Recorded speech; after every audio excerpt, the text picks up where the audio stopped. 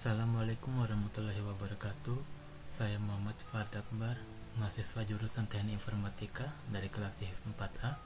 Di sini saya akan menjelaskan tentang pewarnaan dan pencahayaan dalam grafika komputer. Jadi yang pertama, pewarnaan dan pencahayaan ini atau sering disebut dengan rendering adalah sebuah cara dalam grafika komputer untuk membuat pemandangan nampak nyata atau visualisasi objek 3D menjadi yang real. Faktor-faktor yang mempengaruhi rendering adalah faktor cahaya atau lighting, sifat atau karakteristik, bahan, posisi, kamera, dan lain-lain. Lalu, metode pendeteksian permukaan objek. Faktor utama dalam tampilan grafis realistik adalah identifikasi bagian scan yang dapat dilihat atau visible.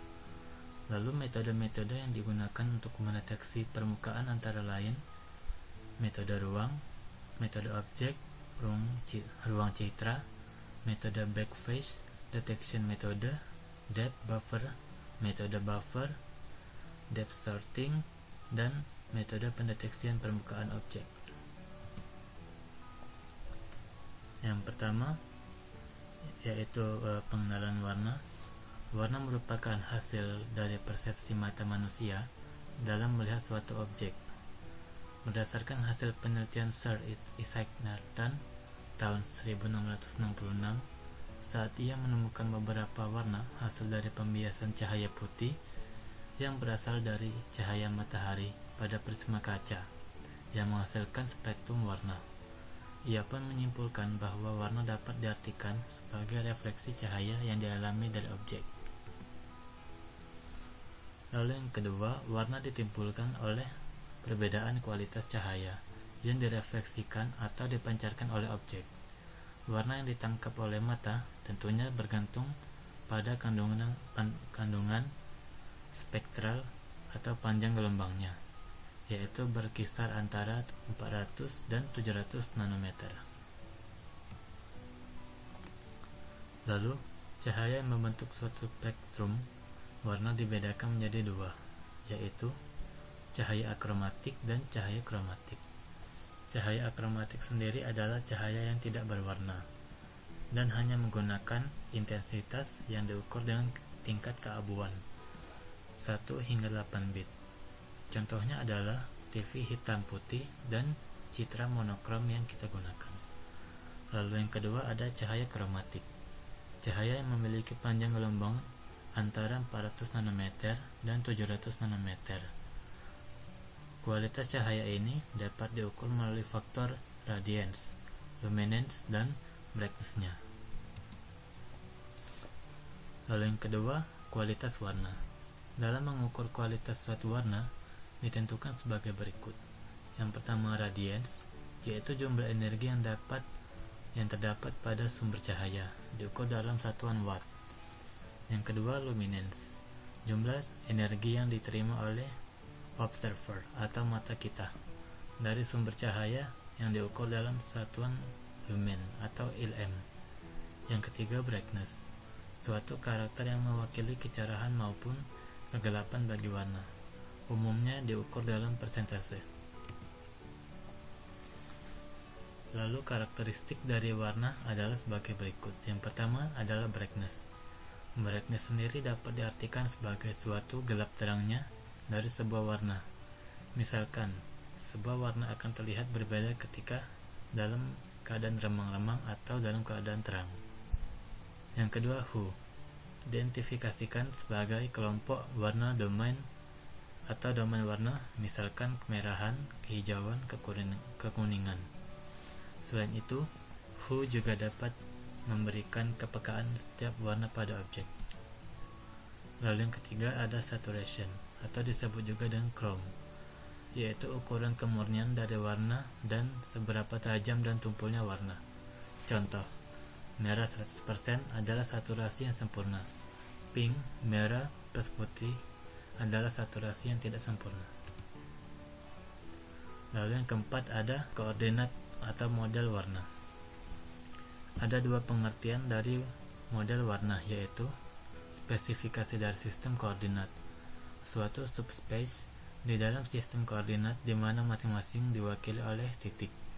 Model warna berfungsi untuk memfasilitasi spesifikasi warna, baik pada hardware, contohnya monitor, dan software, contohnya aplikasi warna grafis seperti Photoshop, Corel, dan lain sebagainya. Model warna terdiri dari banyak jenis, antaranya 1. Warna RGB atau Red Green Blue. Model warna didasarkan pada pembentukan warna melalui kombinasi ketiga warna pokoknya, yaitu merah, red, hijau, green, dan biru, blue. Untuk mempresentasikan warna, model warna RGB ini berorientasi pada hardware seperti display, TV, kamera video, dan lain-lain. Warna didefinisikan dengan masukkan intensitas untuk setiap komponen dalam matriks. Untuk warna 1, 0, 0 artinya 100% warna merah, 0% hijau, dan 0% biru. Lalu yang kedua, hijau 0, 1, 0 artinya 0% merah, 100% hijau, dan 0% biru. Yang ketiga, biru 0, 0, 1 artinya 0% merah, 0% hijau, dan 100% biru. Penulisan RGB dalam bahasa heksadesimal, gabungan RGB putih, hijau 010 plus biru 001 sama dengan cyan 011. Cyan 011 plus merah 100 menghasilkan putih 111. Penulisan RGB dalam bahasa heksadesimal adalah sebagai berikut: R FF 0000, G green 00 FF 00, B blue 000 FF black 000 000. Black atau hitam mempunyai kontras warna yang paling rendah atau sama dengan 0. Sedangkan white FFF FFF warna yang memiliki kontras yang paling tinggi, dan dalam heksadesimal angka yang paling tinggi itu 16 atau biasa dituliskan dengan notasi F. Warna CMYK merupakan model warna yang terdiri atas cyan, M, magenta, yellow, dan black, yang umumnya digunakan untuk percetakan atau pigmen. Model warna CMYK juga merupakan komplement dari RGB. Lalu ada warna HSI atau HSV, merupakan singkatan dari Hue Saturation Value, yaitu menampilkan warna dalam besaran corak, hue, kejenuhan, saturasi, dan kecerahan atau value. Dan nilai-nilai tersebut didapat dari persepsi atau cara pandang manusia terhadap warna itu sendiri. Model warna HSI juga memiliki intensitas tunggal, sehingga memudahkan dalam teknik pemrosesan tingkat keabuan atau grayscale.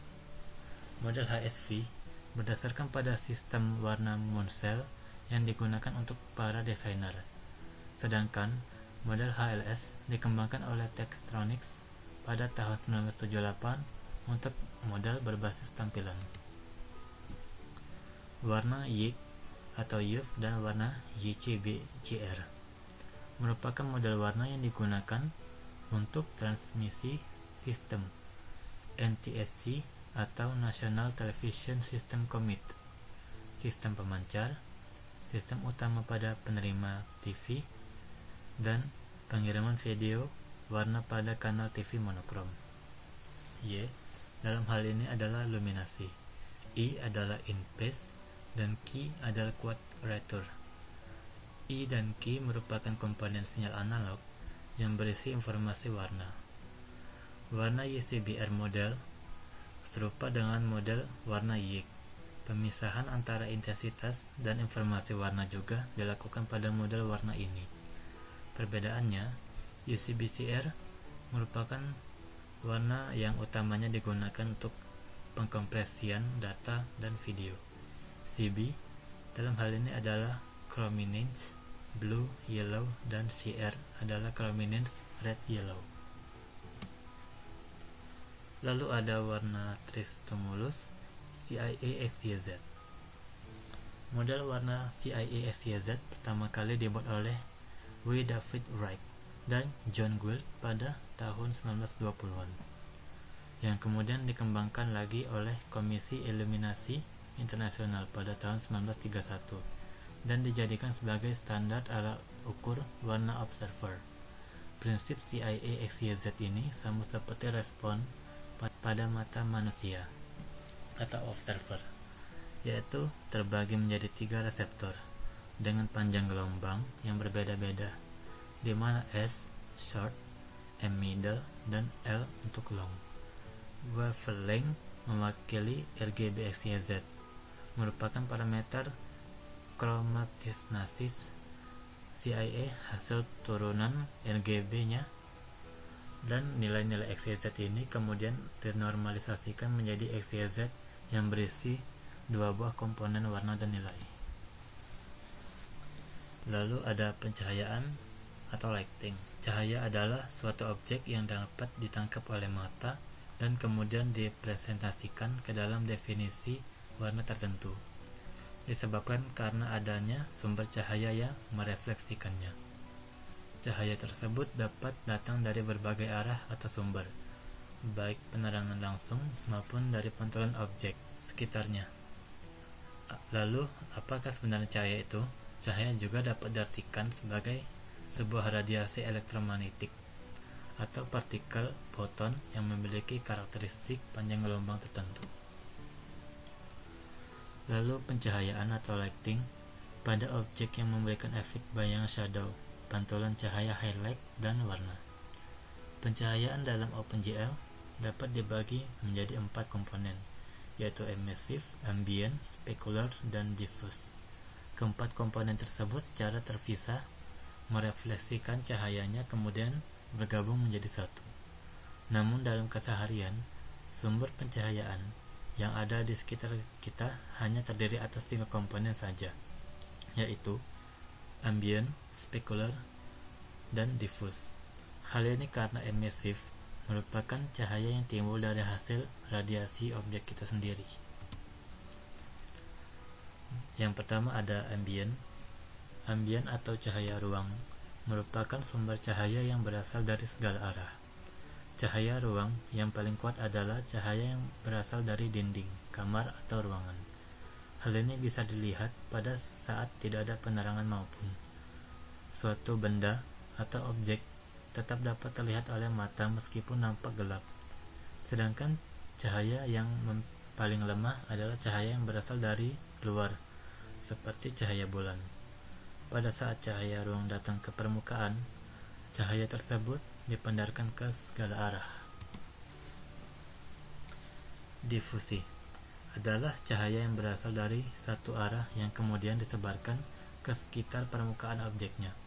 Segala cahaya yang datang dari arah atau posisi khusus kemungkinan juga termasuk cahaya difusi.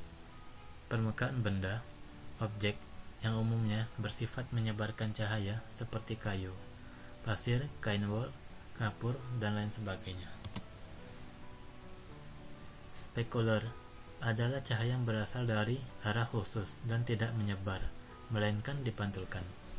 Cahaya ini menyebabkan suatu benda terlihat berkilau pada satu titik, sehingga biasa disebut juga cahaya kilau atau sinus. Benda yang paling kuat memancarkan cahaya spekular adalah cermin, dengan sumber cahayanya sinar laser. Benda lainnya yang bersifat cahaya ini seperti besi, metal, plastik, kuningan, sendok, dan sebagainya. Lalu perhitungan lighting. Cahaya yang dihitung dalam hal ini adalah cahaya kedua, yaitu total cahaya yang diterima mata kita setelah melalui proses iluminasi. Total cahaya ini dirumuskan dengan sumber cahaya dikali cahaya material. Jika sumber cahaya lebih dari 1, maka sumber cahaya ditambah sumber cahaya, lalu dikali dengan cahaya material. Contoh, sumber cahaya lampu, light red, light green, dan light blue, lalu ditambah dengan cahaya material, objek sama dengan MR, MG, MB. Maka total cahaya yang dapat diterima oleh mata adalah LR dikali MR, LG dikali MG, dan LB dikali MB. Sekian penjelasan dari saya. Terima kasih.